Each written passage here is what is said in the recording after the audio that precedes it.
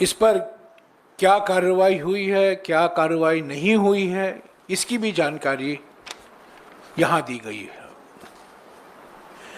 इस 117 शिकायतों में 14 शिकायत सिर्फ निवर्तमान प्रधानमंत्री के खिलाफ है। उत्तर प्रदेश के मुख्यमंत्री के खिलाफ 8 शिकायतें हैं, निवर्तमान गृह मंत्री के खिलाफ 3 शिकायत, बीजेपी अध्यक्ष जेपी नड्डा जी के खिलाफ, मैं कुछ सारांश दे रहा हूं आपको, 117 शिकायतों में से निवर्तमान प्रधानमंत्री के खिलाफ 14 शिकायतें हैं उल्लंघन का। 8 शिकायतें उत्तर प्रदेश के मुख्यमंत्री के खिलाफ हैं, 3 निवर्तमान गृह मंत्री के खिलाफ हैं और बीजेपी अध्यक्ष स्मृति ईरानी, हेमंत बिस्वा शर्मा के खिलाफ भी कुछ शिकायतें हैं। कुल मिलाकर 117 शिकायतें हैं और जहां जहां कार्रवाई हुई है, पर मोटे तौर से मैं कह सकता हूं कि बहुत सारे ऐसे शिकायतें हैं जिस पर कुछ कार्रवाई नहीं हुई। पर इसकी जानकारी मैं आपको देना चाहता हूं कि 13 अप्रैल से लेकर 30 मई तक कांग्रेस पार्टी ने चुनाव आयोग को 117 शिकायतें प्रस्तुत की। चुनाव आयोग का मॉडल कोड ऑफ कॉन्डक्ट का उल्लंघन, रिप्रेजेंटेशन ऑफ पीपल्स एक्ट का उल्लंघन और सुप्रीम कोर्ट के अनेक निर्णयों का उल्लंघन, जिसका हमने ये जिक्र भी किया है। अफसोस की बात है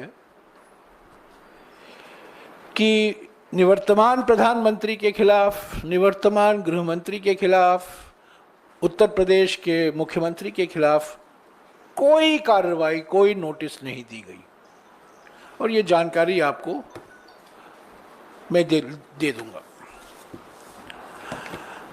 दूसरी बात जो मैं कहना चाहता हूं, पिछले 72 दिनों में जब से प्रधानमंत्री ने अपनी चुनाव प्रचार की शुरुआत की थी, पिछले 72 दिनों में हमने प्रधानमंत्री से 272 सवाल पूछे। खड़े हो जाए।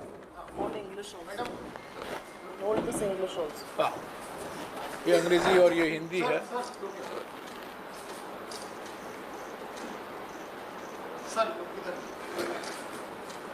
और ये सवाल जब कहीं जाते थे 3 या 4 सवाल हम उनसे पूछा करते थे।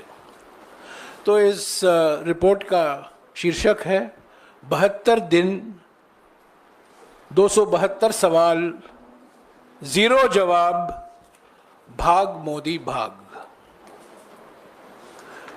तो ये सारे सवाल जो हमने उठाए हैं, आखिरी सवाल जो हमने उठाया था जब प्रधानमंत्री होशियारपुर गए थे, निवर्तमान प्रधानमंत्री होशियारपुर गए थे, तो 272 सवाल हमने पूछे हैं, एक जवाब भी नहीं आया है।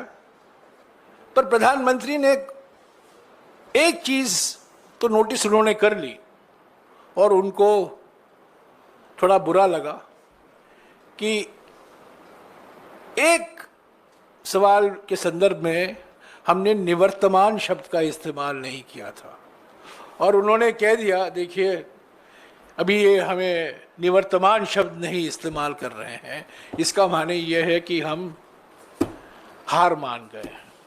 वो गलती होगी, एक दिन एक सवाल के संदर्भ में वो निवर्तमान शब्द निकल गया, पर होशियारपुर तक हमने निवर्तमान प्रधानमंत्री शब्द का इस्तेमाल किया है क्योंकि वो असली बात यह है कि वो निवर्तमान प्रधानमंत्री हैं। तो ये सवाल भी आपको मिल जाएगा। तीसरी बात, कांग्रेस पार्टी का जो अभियान रहा है, जो चुनाव प्रचार रहा है, बड़ा सकारात्मक एजेंडा और नैरेटिव जो तय किया गया है, ये भारत जोड़ो न्याय यात्रा का नतीजा है। पहली बार 23 जनवरी 2024 को राहुल गांधी जी ने गुवाहाटी में हमारे 5 न्याय का कार्यक्रम की घोषणा की थी। नारी न्याय, युवा न्याय, किसान न्याय, श्रमिक न्याय और हिस्सेदारी न्याय। 23 जनवरी को पहली बार राहुल जी ने ये 5 न्याय का कार्यक्रम का जिक्र किया था। 5 फरवरी 2024 को राहुल जी ने रांची में हिस्सेदारी न्याय की बात की और हिस्सेदारी न्याय को लेकर क्या हमारे 5 गारंटियां हैं उसका उन्होंने जिक्र किया। 13 फरवरी को अंबिकापुर में कांग्रेस अध्यक्ष मल्लिकार्जुन खड़गे जी और राहुल जी दोनों ने किसान न्याय को लेकर जो हमारे 5 गारंटियां हैं, एमएसपी को लेकर, कर्जा माफ गारंटी को लेकर जो 5 गारंटियां हैं उनकी घोषणा की। ये 13 फरवरी 2024 को। तब 7 मार्च 2024 को बांसवाड़ा में कांग्रेस अध्यक्ष मल्लिकार्जुन खड़गे जी और राहुल जी ने युवा न्याय को लेकर जो हमारे 5 गारंटियां हैं उसकी उन्होंने घोषणा की। 12 मार्च को नंदुरबार में राहुल जी ने कांग्रेस पार्टी के आदिवासी संकल्प, 5 सूत्री आदिवासी संकल्प, आदिवासी न्याय संकल्प की घोषणा की। 13 तारीख को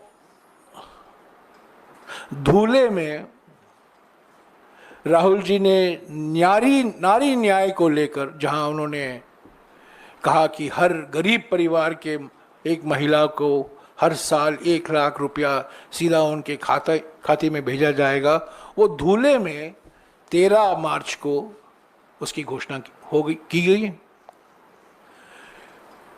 14 मार्च को नासिक में, जहां हमारे शरद पवार साहब भी मौजूद थे, शिवसेना के नेता भी मौजूद थे, नासिक के एक मंडी में राहुल जी ने किसान न्याय को लेकर फिर से जो हमारी गारंटियां हैं उन्होंने दोहराया। और अंत में 16 मार्च को कांग्रेस अध्यक्ष मल्लिकार्जुन खड़गे जी ने बेंगलुरु में श्रमिक न्याय को लेकर जो हमारे 5 गारंटियां हैं उसकी उन्होंने घोषणा की। तो आप देख सकते हैं 23 जनवरी से लेकर 16 मार्च तक कांग्रेस पार्टी ने 5 न्याय 25 गारंटी का कार्यक्रम हमारे देश की जनता के सामने रखा, जो हमारे घोषणा पत्र, न्याय पत्र में शामिल किया गया था। चौथी बात, 29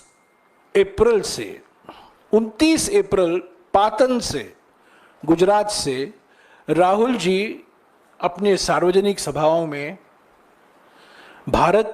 ये है भारत का संविधान,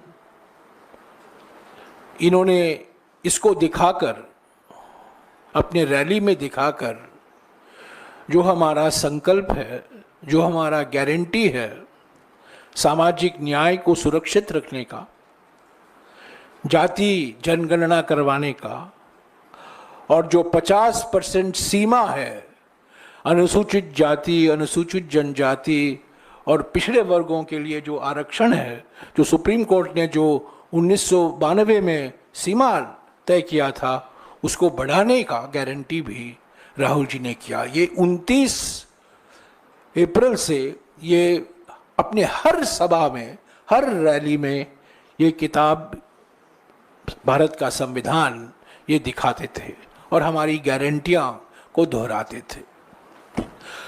तो हम समझते हैं कि हमारे चुनाव प्रचार के कारण, हमारे 5 न्याय 25 गारंटी के कारण, और जो हमने प्राथमिकता संविधान को सुरक्षित रखने के लिए जो हमने, हमारे कांग्रेस अध्यक्ष ने, राहुल जी ने, प्रियंका जी ने बार बार इसको दोहराया, हम समझते हैं कि यही वजह है कि इंडिया गठबंधन को स्पष्ट और निर्णायक बहुमत ज़रूर मिलेगा 4 तारीख को। मैं अभी, मेरे 2 सहयोगी पवन खेरा जी हैं और सुप्रिया श्रीनाथ जी हैं, मीडिया और पब्लिसिटी को लेकर जो हमारा एक समग्र मीडिया और पब्लिसिटी अभियान था वो पवन जी आपको बताएंगे। और सोशल मीडिया में जो हमने इस बार परिवर्तन आया और आप देखने लगे कि सोशल मीडिया में हमारी आलोचना की जाती थी कि आप बहुत पीछे हैं बीजेपी की तुलना में, किस तरीके से हमने हमारी सोशल मीडिया की रणनीति बनाई और क्या उपलब्धियां हुई, सुप्रिया जी आपको बताएंगी। तो पहले मैं पवन जी से गुजारिश करूंगा और उसके बाद सुप्रिया जी बोलेंगी। धन्यवाद जयराम जी।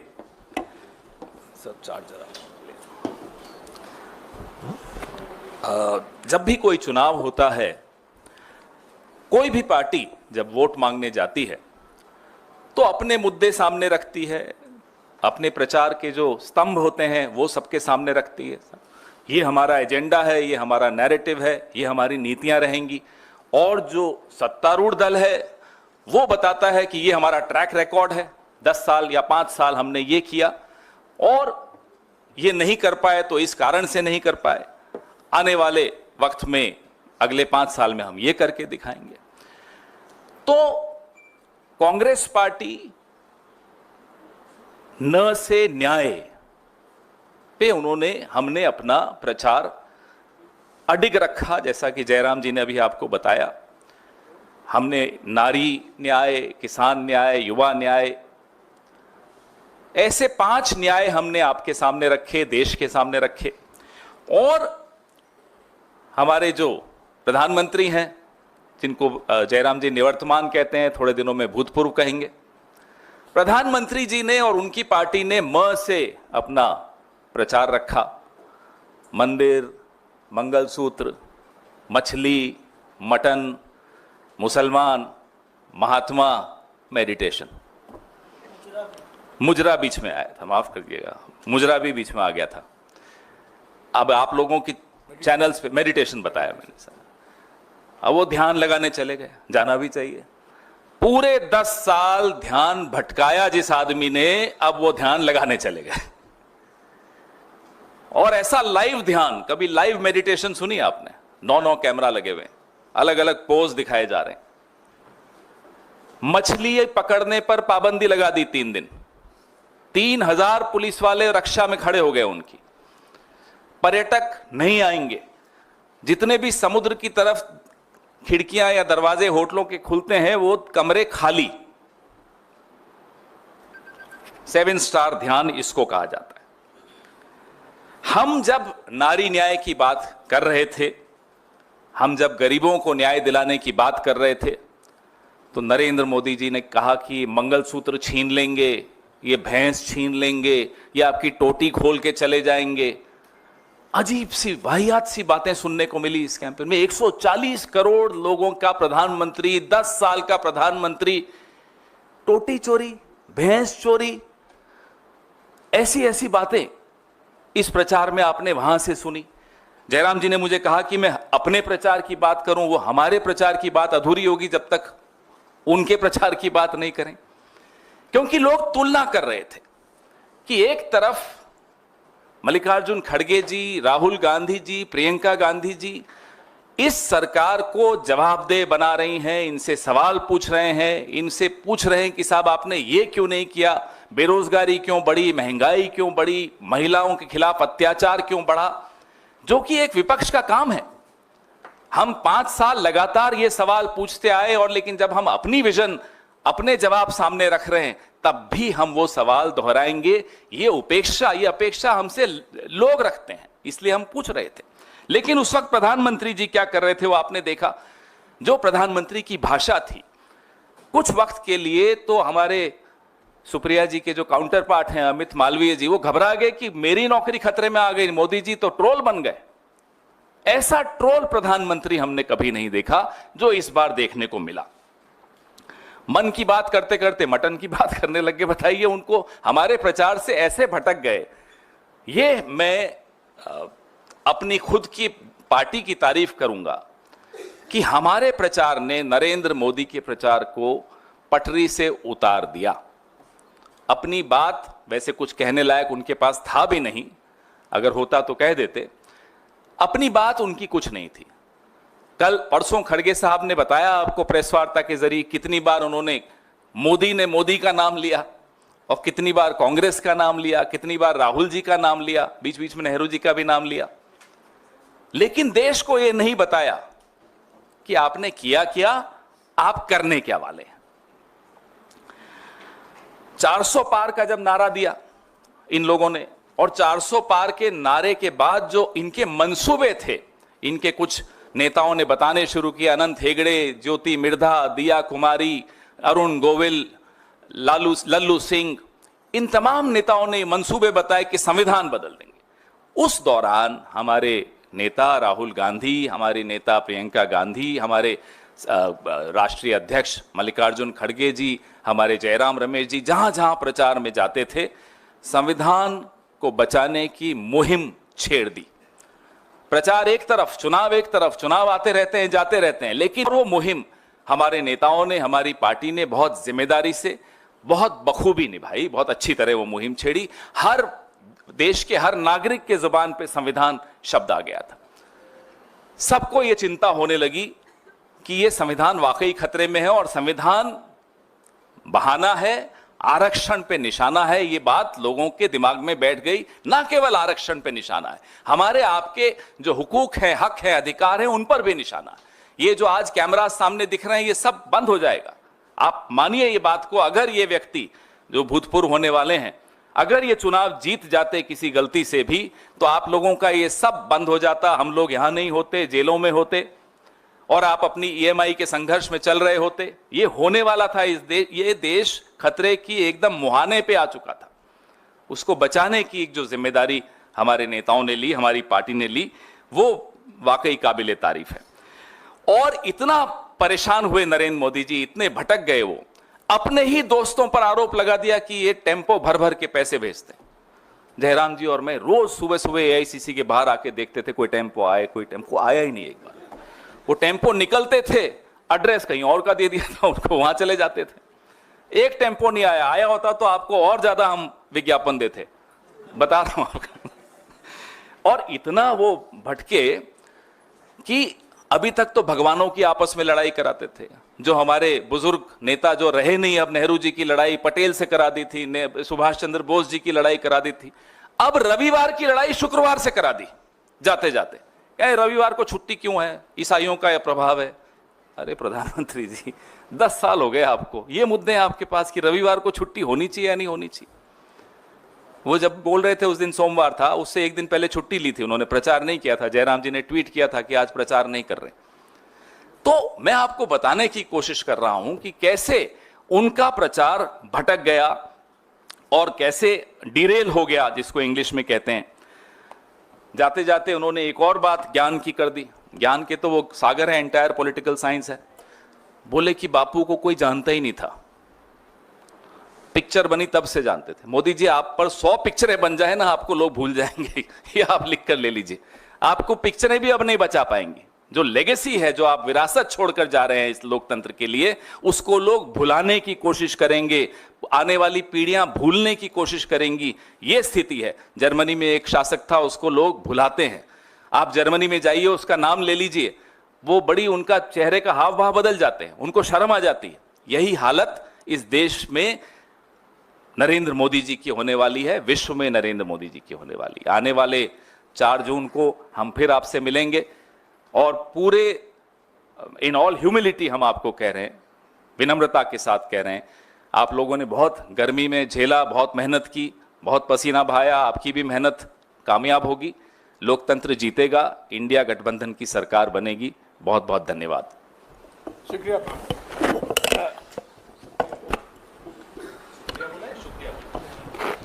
बहुत बहुत धन्यवाद पवन जी। आप कह रहे थे इन पर पिक्चरें 100 बन जाए, एक बनी थी, 2 बार रिलीज हुई थी, फिर भी मुंह की खाई। पप्पा ने वॉर तो रुकवा दी, मीम नहीं रुकवा पाए इस चुनाव में। ये असलियत है सोशल मीडिया की। और मैं कुछ आंकड़ों से बात कर देती हूँ, आंकड़े मुझे बेहद पसंद है और आंकड़े कभी झुठलाए नहीं जाते। ये पब्लिकली अवेलेबल डेटा है, आप में से कोई भी चाहिए हमारे स्टैट्स को या थर्ड पार्टी टूल को यूज करके बीजेपी के स्टैटिस्टिक्स को देख लीजिएगा। और ये दिखाता है कि लोग क्या सुन रहे थे इस चुनाव में, लोग क्या सुनना चाहते थे, लोग किसकी बात सुन रहे थे, लोग किन मुद्दों से प्रभावित हो रहे थे, लोगों का ध्यान किसने आकर्षित किया हुआ था। मैं आपको पहले डेटा देती हूं YouTube का, क्योंकि मेरा मानना है और तमाम लोगों का भी मानना है कि सोशल मीडिया के जितने भी प्लेटफॉर्म्स थे उसमें सबसे जरूरी प्लेटफॉर्म इस बार YouTube था, क्योंकि वीडियो की बहुत खपत थी और YouTube जिस तरह से गूगल लोडेड आता है बहुत बहुत ज्यादा प्रचलित था। YouTube पर मार्च से मई के बीच में, और मैं 16 मार्च के डेटा से बात करी क्योंकि जिस दिन चुनाव अनाउंस हुआ था उससे 30 मई तक का डेटा है, 613 मिलियन व्यू कांग्रेस पार्टी के थे, 150 मिलियन व्यू भाजपा के थे। तो कहीं ना कहीं YouTube पर भी लोग हमारी बात सुन रहे थे, हमारे नेताओं को सुन रहे थे, हमारी रैलियों को सुन रहे थे, हमारी प्रेस कॉन्फ्रेंस को सुन रहे थे। इसमें एक बड़ा इंटरेस्टिंग डेटा ये है, और YouTube का डेटा देने के पहले मैं एक और डेटा दे देती हूं, इंस्टाग्राम का डेटा। इंस्टाग्राम को बड़ा यूथ फ्रेंडली माना जाता है, ज्यादातर यूजर्स जो होते हैं वो यंग होते हैं। इंस्टाग्राम पे हमारी एवरेज लाइक 1,21,000, बीजेपी की एवरेज लाइक 26,945। ये दिखाता है आपको कि डेली फॉलोअर जब हमारे 33,000 बढ़ रहे थे तो बीजेपी के 5,300 बढ़ रहे थे।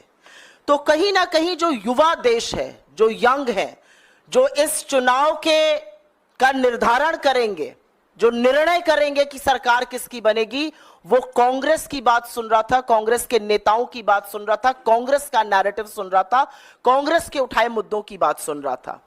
और यही नहीं, YouTube पर भी जो 53% हमारे यूजर्स हैं वो 34 वर्ष से आयु में कम है।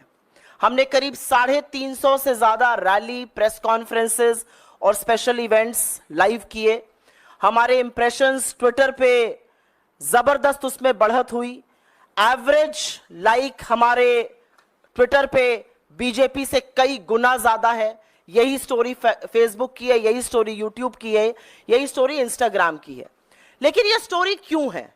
और मुझे लगता है जयराम जी ने और पवन जी ने इसका एक आपको लेखा जोखा दे दिया है। सोशल मीडिया कोई दूसरे प्लैनेट पर चलने वाला जीव जंतु नहीं है। सोशल मीडिया पॉलिटिक्स में, आज की पॉलिटिक्स में रियल पॉलिटिक्स जो ग्राउंड पर हो रही है, जो कार्यकर्ता कर रहा है और जो सोशल मीडिया का वॉरियर कर रहा है, वो एक तरह से पैरेलल, एक दूसरे के पूरक होकर चल रहे हैं। और इसीलिए क्योंकि हम मुद्दों पर अड़े रहे, क्योंकि कांग्रेस के प्लेटफॉर्म्स पर लोगों को अपने मतलब की बात, अपना रोजगार, अपनी महंगाई कम, अपनी गरीबी, अपनी गिनती की बात सुनाई दे रही थी, इसलिए लोग हमसे ज्यादा एंगेज हुए। हमने ज्यादा एंगेजिंग कंटेंट बनाया, हमारा कंटेंट ज्यादा फ्रेश था, हमारा कंटेंट यूनिक था। हमने गुब्बारे दिखाए जिसको आप एक उंगली से फोड़ सकते थे।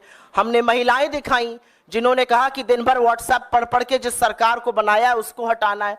और ये पूरा कुछ करने में हमने सरकार को कटघरे में खड़ा किया, मीडिया ने भी, हमारे मीडिया विभाग ने भी खड़ा किया, हमने भी खड़ा किया। हमने कटु आलोचना करी, हमने तीखे प्रहार किए, लेकिन हमने एक बार भी राजनीति की शुचिता और मर्यादा को नहीं लांघा। और उसका परिणाम है कि लोगों ने दिल खोलकर हमारा कंटेंट देखा, उसको सराहा, उसका एंगेजमेंट ज्यादा था और यह दिख रहा था आपको पूरी तरह से। एक बड़ी विचित्र बात थी, अगर आप कांग्रेस के किसी भी सोशल मीडिया प्लेटफॉर्म पर जाते, कांग्रेस के किसी नेता के प्लेटफॉर्म पर जाते, पवन जी पर जाते, मुझ पर जाते, जयराम जी पर जाते, राहुल जी के पे भी जाते, तो वहां पर आपको आम जनता की आवाज जरूर दिख रही थी। 4-5 दिन के कंटेंट हम आम जनता की आवाज लगाते थे। बीजेपी के पूरे सोशल मीडिया से, उनकी पूरी स्ट्रैटेजी से आम आदमी की आवाज पूरी तरह से गायब है। वही पेड एक्टर, वही इक्के दुक्के लोग और वही विभत्स बेवकूफी के ऐड। बीजेपी ने कहीं पर इस देश को बेवकूफ समझने की गलती की। इसलिए गलती अगर ये ना करते तो वो 2014 का जो कैंपेन था वो 2024 में रिपीट नहीं करते। कोई फ्रेशनेस नहीं, आपने एक एक्टर हायर कर लिया, उसको किसी राजनेता जैसा लगा दिया, उससे बेवकूफी के बयान आप कहलवाते जा रहे हैं। ये बहुत बोर हो चुकी है जनता। एंगेजमेंट दिखाता है कि जनता क्या सराह रही है और क्या नहीं। ऐसे भी दिन हमने देखे जब गृह मंत्री को 4 लोग सुन रहे थे, मोदी जी को 400 लोग बीजेपी के प्लेटफॉर्म पर सुन रहे थे और 4-4 लाख से 40 लाख लोग हमारे नेताओं को यूट्यूब प्लेटफॉर्म्स पे सुन रहे थे। हमने रियल टाइम फैक्ट चेक किया, बखिया उधेड़ी, कलई खोली बीजेपी के और मोदी जी के हर झूठ की। लेकिन हां, मैं यहां पर पूरी तरह से धन्यवाद, साधुवाद देना चाहती हूं अपनी लीडरशिप का। हमारे अध्यक्ष राहुल जी, प्रियंका जी, सब लोग, जयराम जी, हम लोग मुद्दों पर डटे रहे। हम बिल्कुल भी डिस्ट्रैक्ट नहीं हुए। हमारा मुद्दा महंगाई था, बेरोजगारी था, आर्थिक असमानता था, महिला सुरक्षा था, बदहाल किसान था, मजदूर जो मजबूर है वो था, और हमारा इशू था हाशिए पर जो लोग हैं वो मुख्य धारा में आए।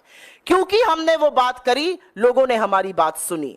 असलियत यह है कि मोदी जी मंगलसूत्र और मुजरे की बात कर रहे थे, राहुल गांधी अग्निवीर और किसान की बात कर रहे थे। मोदी जी अपने परमात्मा होने का प्रूफ दे रहे थे दुनिया को। राहुल जी पूछ रहे थे कि पोर्श से अगर एक लड़के से एक्सीडेंट हो जाता है, उसको 300 शब्दों का निबंध लिख के छोड़ दिया जाता है। कोई ड्राइवर से होता है तो उसको 10 साल के लिए जेल में क्यों डाल दिया जाता है। तो लोगों को समझ में आ रहा था कि कौन मुद्दे की बात कर रहा है, कौन लेखा जोखा दे रहा है, किसके पास भविष्य का एक खाका, भविष्य की एक रणनीति है। और उसी के चलते ये कैंपेन सक्सेसफुल थी। तमाम जगहों से सराहना आई, लेकिन सबसे ज्यादा सराहना जब आप फील्ड पर जाते हैं, जब लोग आपसे मिलते हैं और लोग आपका कंटेंट आपको कोट करते हैं, वो सबसे बड़ी सराहना होती है। मेरा अपना मानना है कि पूरी टीम ने मिलकर काम किया। Social media department, media department, हमारा वॉर रूम, राहुल जी की जो कम्युनिकेशन टीम है, हम सब ने मिलकर काम किया और एक अच्छा नैरेटिव तय किया। और असलियत यह है कि 2024 के चुनाव का नैरेटिव कांग्रेस पार्टी ने, कांग्रेस की लीडरशिप ने तय किया और मजबूर किया मोदी जी को। और उसी से घबराकर, उसी से बौखलाकर वो उल जलूल बात करने लगे। लेकिन ये देश जो बेरोजगारी से, महंगाई से, आर्थिक असमानता से जूझ रहा है, ये बिल्कुल मूड में नहीं था आपकी बात सुनने के लिए। इसके पास आपके जुमलों के लिए वक्त नहीं है। इस देश ने बड़े तरीके से वोट डालकर अपना मत दे दिया है। मैं और दावे के साथ कह सकती हूं, चौंकाने वाले प्रमाण आपको, जिसको तथाकथित बीजेपी का गढ़ कहा जाता है, वहां से आने वाले हैं। और इसलिए आ रहे हैं क्योंकि लोगों को एक उम्मीद, लोगों को एक भरोसा, लोगों को एक आशा हो चुकी है हमारा प्रचार प्रसार, हमारा कैंपेन, हमारी लीडरशिप की बात सुनकर, कि एक नेता सामने ऐसा है जो आंख में आंख डालकर आपसे सच बात कर रहा है, जिसको स्क्रिप्टेड इंटरव्यूज की, जिसको धनबल की, जिसको एजेंसी की, जिसको 80-80 इंटरव्यू की जरूरत नहीं है। वो सीधे आपसे बात कर रहा है। उसने एक भी इंटरव्यू नहीं किया, 80 इंटरव्यू साहब ने किए, एक भी नैरेटिव नहीं बना पाए। नैरेटिव बनाना तो दूर, अपनी मिट्टी पलीद खूब की, अपने आप को अजीबोगरीब बातें कहकर, गरीब हो जाए सब क्या कहकर, परमात्मा का स्वरूप बनाकर, मुजरे की बात करके, लोगों के सवालों को कचड़ा कहकर। मेरा अपना मानना है कि जनता ने मन बना लिया है और एक पूरी टीम की तरह हम जो हासिल कर पाए प्रचार प्रसार के माध्यम से बहुत अच्छा था। और मुझे पूरी आशा और विश्वास है कि 4 जून को यह परिणाम में तब्दील होता हुआ जरूर दिखेगा।